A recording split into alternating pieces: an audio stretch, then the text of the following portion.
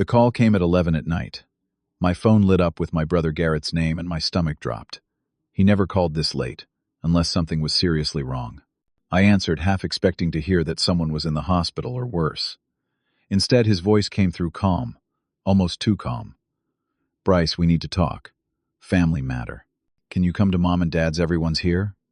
I threw on jeans and a jacket, my mind racing through possibilities. An accident. A diagnosis. Something terrible. The drive took 20 minutes, and with every mile the knot in my chest tightened.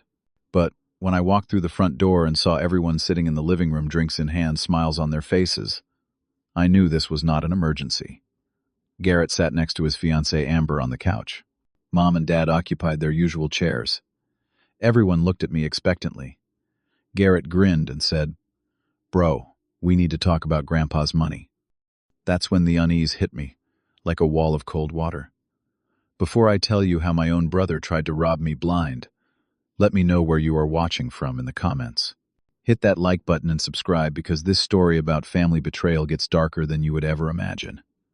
Let me take you back to the moment everything started falling apart. To understand what happened that night, you need to know how I grew up. I was the oldest, the first grandchild, the one who was supposed to set the example. But somewhere along the way I became invisible. When I was 10 and Garrett was 6, I had a piano recital at school. I had practiced for months, memorized every note of a complicated Chopin piece. I was so excited to show my parents what I could do. They promised they would be there. But that same afternoon, Garrett had a Pop Warner football game across town. My parents chose his game. I played my heart out to a crowd of strangers and other kids' families. When I got home, Mom said, "Sorry, honey, Garrett scored a touchdown. We could not miss that." I nodded and went to my room. That became the pattern. My achievements were expected. Garrett's were celebrated. When I turned 13, my birthday fell on a Tuesday. Mom ordered a frozen pizza, stuck a candle in it, and we sang Happy Birthday in the kitchen.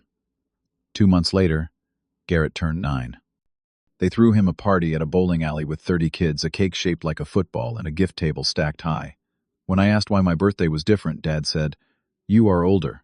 You understand we cannot do big parties every time." But they did, just not for me. I graduated high school with honors, full ride to State University for engineering. My parents took me to dinner at a chain restaurant and told me they were proud, but they knew I would do well. Garrett barely passed high school with C's and D's. When he got accepted to community college, they threw him a graduation party with a banner that said, "We always believed in you." I stopped expecting fairness after that. The only person who saw me was my grandpa Theodore. He was my dad's father, a retired mechanic with rough hands and a soft heart. He would show up to my piano recitals when no one else did. He taught me how to fish, how to fix a car engine, how to build things with my hands. On my 16th birthday, he took me to a lake 2 hours away, just the two of us, and we spent the whole day fishing and talking. He told me, "Your parents are blind, son, but I see you. I see everything you are, and I am proud." Those words kept me going through years of feeling like I did not matter. 6 months before that late-night phone call, Grandpa Theodore had a massive heart attack. He was 78. I got the call at work and drove straight to the hospital, but he was already gone. The funeral destroyed me. I cried harder than anyone else, and I could feel my family's judgment, like I was being dramatic. A week after the funeral, the lawyer read the will. Grandpa Theodore had left $340,000 to me. Not split between Garrett and me, just me. The room went silent. Garrett's face turned red. Mom's mouth fell open. Dad stared at the table. The lawyer, a kind older man named Mr. Patterson, explained that Theodore had been very clear in his wishes. He wanted me to have financial security to buy a home, to build a life. He knew I would use it wisely. Nobody said anything as we left that office. Not one word. The silence felt heavier than any argument. For 2 months, life went on. I did not spend the money. It sat in an account, gathering interest, while I tried to process the grief and the guilt. Garrett and I texted occasionally surface-level stuff about sports and weather. Mom and Dad called once a week, awkward conversations that lasted 5 minutes. Then came that phone call at 11 at night. And now I was standing in their living room, and Garrett was talking about Grandpa's money like it belonged to all of us. Garrett leaned forward, hands clasped between his knees, that easy smile still on his face. So Amber and I have been planning the wedding. We are thinking next spring down in the Florida Keys. Beautiful resort right on the water. About 200 guests. It is going to be incredible. Amber jumped in, her voice bright and excited. We have always dreamed of a destination wedding. Something people will remember forever. The venue alone is $50,000, but it is so worth it. Once-in-a-lifetime event, you know. I nodded slowly. Not sure where this was going, but feeling the trap closing around me. Garrett continued. The thing is, it is expensive. Like really expensive. We are looking at about $180,000 total. Flights, hotel blocks, catering, the whole thing. Amber reached over and squeezed Garrett's hand. We have been thinking about how to make it work, and then we realized you got all that money from Grandpa. And we are family. Family helps each other, right? The room felt smaller suddenly. I looked at my parents. Mom was nodding encouragingly. Dad had his arms crossed, watching me with an expression I could not read. I said, "You want me to give you money for your wedding?" Garrett laughed. Not give. I mean, yeah, kind of. You are single, no kids, no mortgage. What do you need? $340,000 for. We are trying to start our life together. Grandpa would want the family to be happy, would not he? My dad spoke up, his voice measured and calm, like he was closing a business deal. Bryce, your brother is only getting married once. This is a big moment. Your grandfather loved this family. He would want us to support each other. You could still keep half. $160,000 is plenty for you.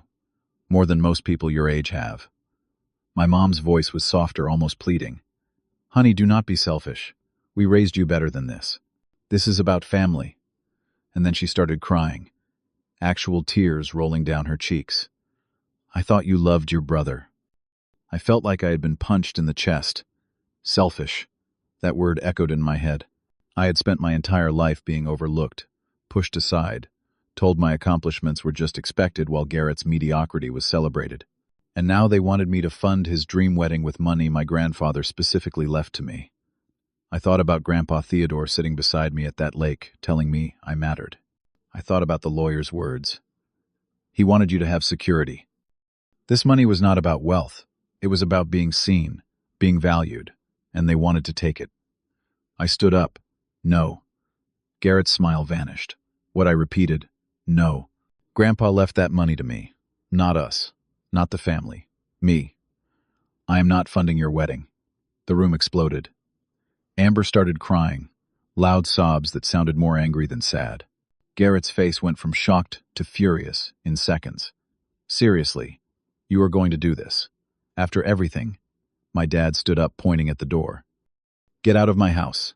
If you cannot be part of this family, then leave. My mom's voice cut through, cold and sharp. You are not my son anymore. I do not know who raised you, but it was not me. I walked out. I got in my car, and my hands were shaking so hard I could barely grip the steering wheel. I sat in their driveway for 5 minutes trying to catch my breath, trying to process what had just happened. They had disowned me over money that was not even theirs.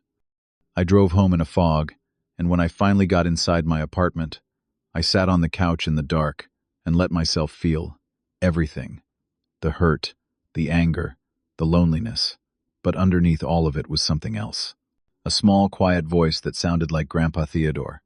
You did the right thing, son. Do not let them take advantage of you. I held on to that voice as I fell asleep. The next 2 weeks were silent. I texted Garrett to apologize for the tension, but to clarify I was not changing my mind. No response. I called my mom to try to smooth things over. She did not pick up. I checked social media and realized I had been blocked by everyone. Garrett, Amber, Mom, Dad. All of them. It hurt more than I expected. Even though I knew I was right, the isolation felt like punishment. I started to doubt myself. Maybe I was being selfish. Maybe I should just give them something to keep the peace. But every time I thought about giving in, I remembered Grandpa Theodore's face, and I could not do it. 4 weeks after that terrible night, I got an email from my bank. Subject line, Transfer Request Notification. I opened it, confused.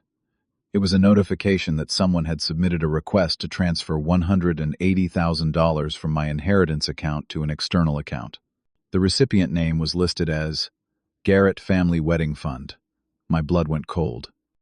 I scrolled down and saw a scanned image of a transfer authorization form. It had my name typed at the top, and at the bottom was a signature that looked almost exactly like mine. Almost. But I had not signed anything. I called the bank immediately. The manager, a woman named Susan, pulled up the request. Yes, Mr. Bryce, we received this form 3 days ago via mail. It has your signature and a copy of your identification. We were processing it to complete by end of week. I told her I did not authorize it. I demanded they stop the transfer immediately. She put a hold on it and said they would investigate. I asked where the form was mailed from. She checked. The return address is in your city. Looks like a residential address. She read it out loud. It was my parents' house. I hung up and immediately called the bank back to request copies of everything.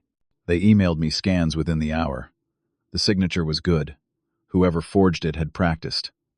The ID was a photocopy of my driver's license, which meant someone had access to it at some point, probably from an old family gathering.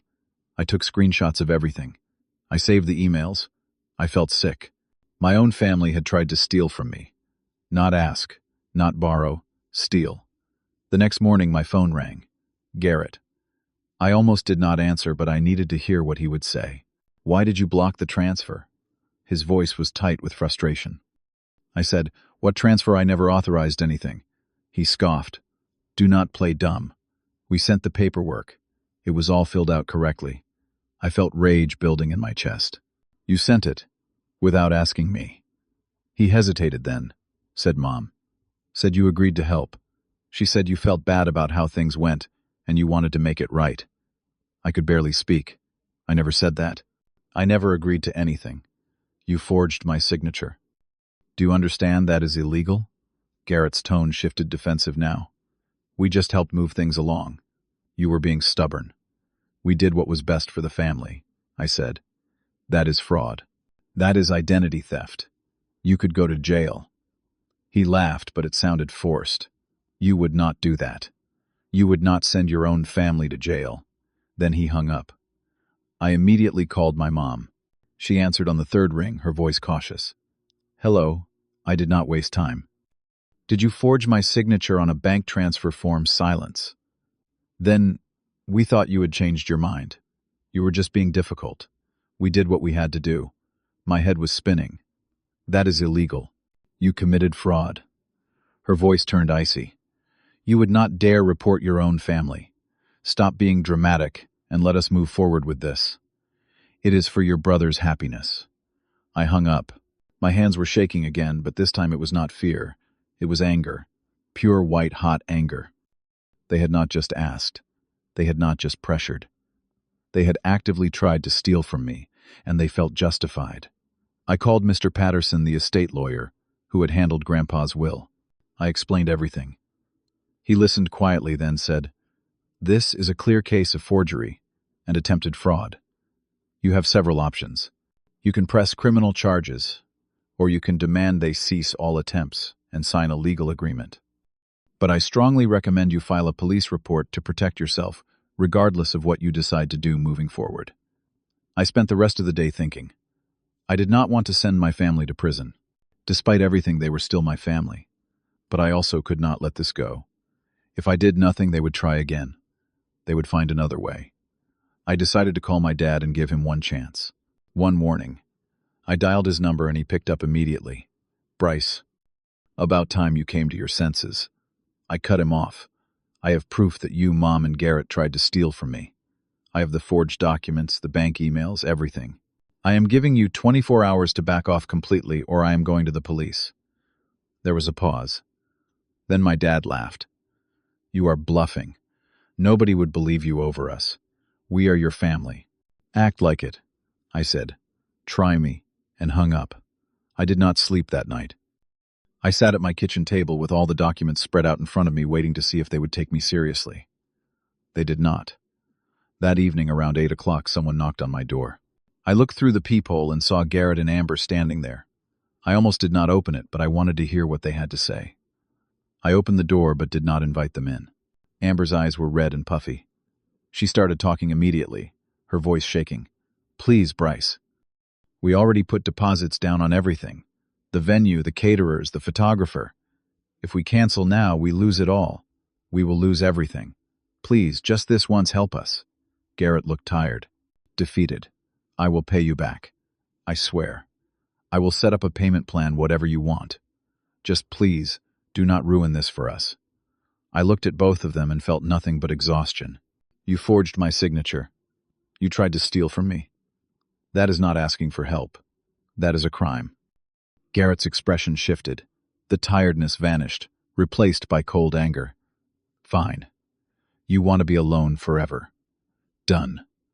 Mom and Dad are right about you. You are a selfish bastard who never belonged in this family anyway."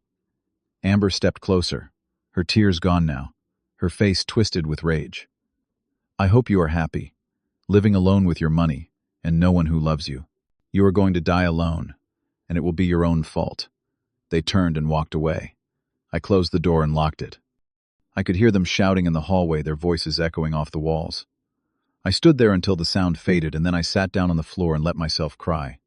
Not because I regretted my decision, but because it hurt to realize that my family had never really loved me. They had only tolerated me. And now that I had something they wanted, they were willing to destroy me to get it. 3 days after my deadline, I got another email. This time from Garrett directly. The subject line read, "We found another way." I opened it with dread pooling in my stomach. The email was short. "Since you refuse to help family, we have consulted with a lawyer. Turns out Grandpa's will can be contested."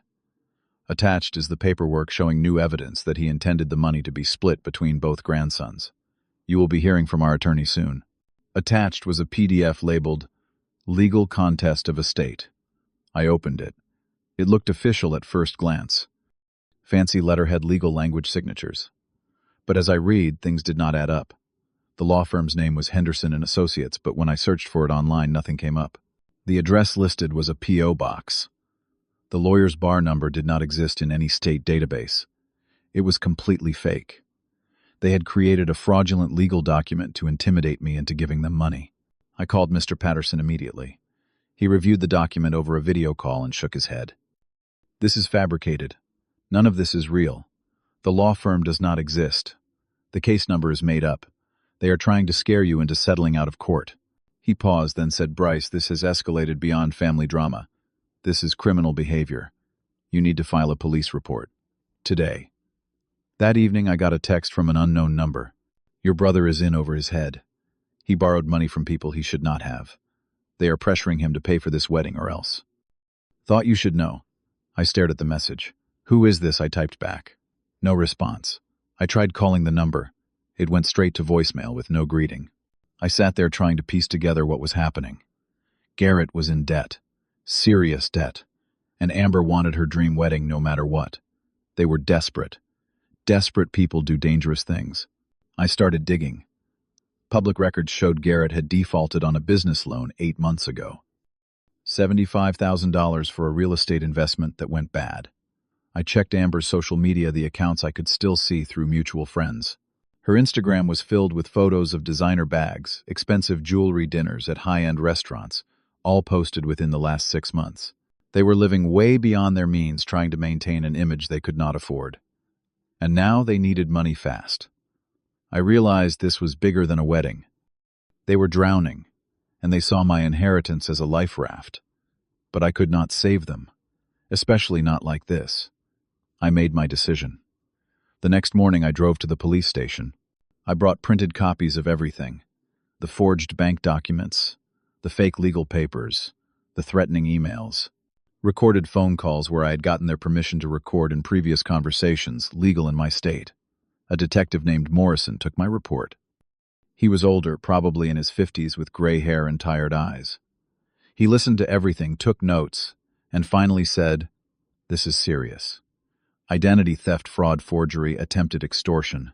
These are felonies. Are you sure you want to pursue this? These are family members." I nodded. "I am sure." He said they would investigate and contact my family members for statements. I left the station feeling lighter than I had in weeks. I had taken control. I was protecting myself. And if they faced consequences, that was their choice, not mine. 1 week later, Detective Morrison called me. We contacted your brother and his fiancée. They admitted to forging the bank documents, claimed it was a misunderstanding, a family matter that got out of hand. We informed them they could face criminal charges. They are asking to meet with you to resolve this before it goes further. I agreed to meet, but only at Mr. Patterson's office with him present and with everything recorded. The meeting was set for the following Tuesday. When I walked into the conference room, Garrett and Amber were already there. Garrett looked like he had not slept in days. His eyes were bloodshot, his clothes wrinkled. Amber sat beside him, tissue in hand, crying quietly. Mr. Patterson sat at the head of the table, a recorder in front of him. I sat across from them and waited. Garrett spoke first, his voice barely above a whisper. I messed up. I know that now. I got desperate. The business deal fell through and I owe people money. Dangerous people. Amber wanted this perfect wedding and I thought if I could just get access to your money, everything would work out. I would pay you back eventually. I swear I would have. Amber looked up, her face blotchy and red. I did not know it was illegal. I thought families just shared money. I thought you were being selfish, and we were just taking what should have been ours anyway. Please do not press charges. Please. Mr. Patterson cleared his throat. You committed multiple felonies. Forgery. Identity theft. Attempted fraud. My client has every legal right to prosecute. I leaned forward, my hands folded on the table. You called me selfish. You said I did not belong in the family. You tried to steal from me. Not ask. Not borrow. Steal. And when that did not work, you tried to intimidate me with fake legal documents. Why would I show you mercy? Garrett's shoulders shook. He was crying now, too. Because I am your brother. Because despite everything we are blood. I know I do not deserve it. But I am begging you.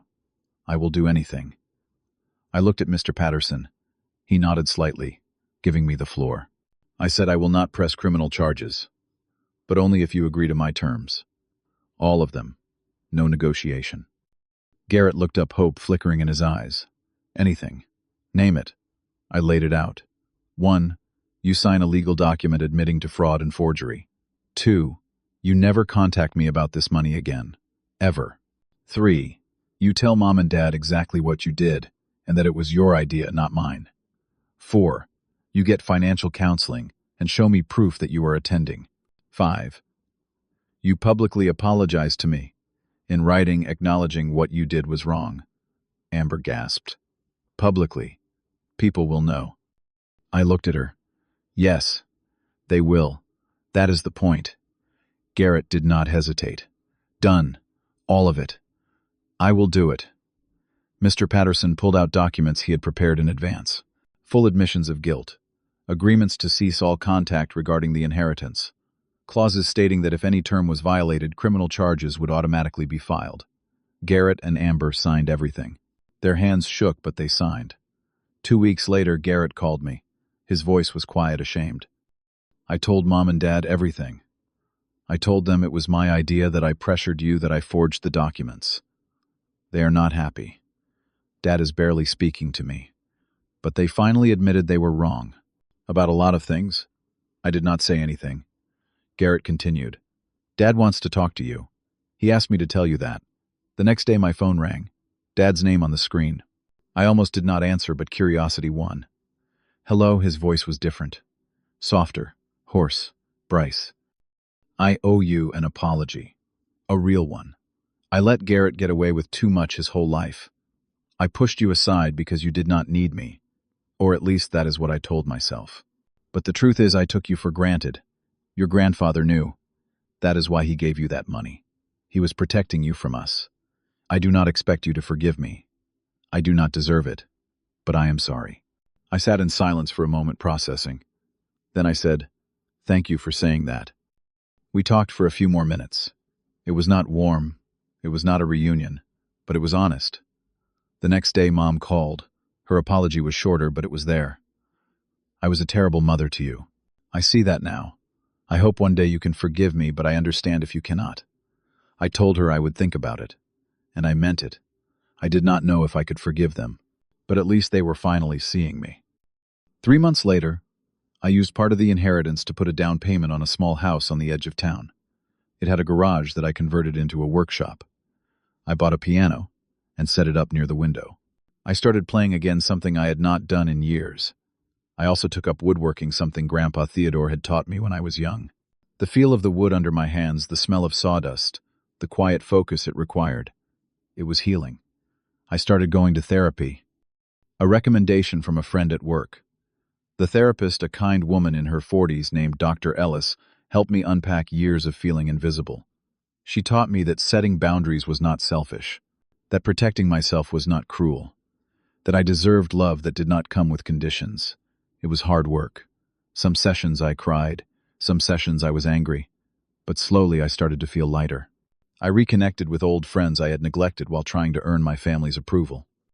Marcus, a buddy from college, started coming over for beers and basketball games. Julia, a coworker who had always been kind, became a close friend. We would grab lunch and talk about everything and nothing. These people did not want anything from me except my company. It was strange at first, but it felt good. 6 months after everything fell apart, Garrett sent me a text. Wedding got downsized. Courthouse ceremony next month. Amber's parents are hosting a small reception at their house. Actually happier this way. More intimate. Less stress. Financial counseling is helping. I am learning a lot about myself. Not all good, but necessary. Thank you for not destroying my life. I know you could have. I read it twice, then responded, "Good luck." It was not warm, but it was not bitter either. Just neutral. A clean boundary. My relationship with my parents remained distant. We exchanged texts on holidays. We had dinner together every few months, stiff and polite. But the pretense was gone. We were not a close family. We probably never would be. And I had made peace with that. They were who they were. I could not change them. I could only change how much power I gave them over my life. 1 year after Grandpa Theodore's death, I drove to the cemetery. I brought flowers, his favorite white lilies. I sat on the grass beside his headstone and talked to him like he was still there. You knew, did not you? You knew they would try something like this. That is why you gave me the money. Not just for security, but so I would have the means to stand up for myself, to say no, to walk away if I needed to. The wind rustled through the trees, and for a moment I could almost hear his voice. I am proud of you, son. I sat there for a long time watching clouds drift across the sky. I thought about everything that had happened. The betrayal, the anger, the fear, but also the growth, the clarity. The peace I had found in setting boundaries and choosing myself. The inheritance had taught me something no amount of money could buy. It showed me who people really were when something was at stake, and it gave me the strength to walk away from those who only valued me for what I could give them. Looking back now, the money was never really about money. It was about respect, about being seen, about mattering. Grandpa Theodore gave me more than an inheritance. He gave me proof that I was worth something, that someone in this world valued me enough to make sure I would be okay. And that gift, that knowledge, changed everything. I learned that blood does not make you family. Love does. Respect does. I spent years trying to earn their approval, but you cannot earn something that should be freely given. Some people will only see you when you have something they want. And when you set a boundary, when you protect yourself, they will call you selfish. But saying no does not make you cruel. It makes you wise. I forgave my family, not because they deserved it, but because I needed to let go of the anger. Forgiveness does not mean the relationship goes back to normal. It means you stop letting their actions control your peace. I forgave them, and then I moved on. I built a life that felt like mine, filled with people who loved me without conditions, who celebrated my successes and supported me in my failures, who did not see me as a means to an end, but as a person worth knowing. That $340,000 taught me more than any therapy session or self-help book ever could. It showed me that I was strong enough to stand alone, that I did not need their approval to have value, that protecting myself was not selfish. It was necessary, and I am grateful. Grateful for the money, yes, but more grateful for the clarity it brought, the strength it revealed, the life it allowed me to build. Grandpa Theodore knew I would need that money, not just for a house or financial security, but as a shield, a way to protect myself from the family he loved, but could not change. That was his final gift, the means to stand up for myself, the proof that I mattered, and the freedom to walk away. Sometimes the greatest inheritance is not money. It is the clarity to see who really has your back, and the strength to walk away from those who do not. I have both now. And that is worth more than any dollar amount could ever be. So let me ask you, have you ever had to set a boundary with family that felt impossible? Have you ever been called selfish for protecting yourself? Drop your story in the comments. I would love to hear how you handled it. And if this story resonated with you, hit that like button and subscribe for more real-life stories about standing up for yourself and finding peace. Share this with someone who needs to hear that it is okay to say no. Thank you for listening to my story. I hope it reminds you that you deserve respect, love, and the freedom to choose who gets access to your life. Take care of yourself out there. You are worth it.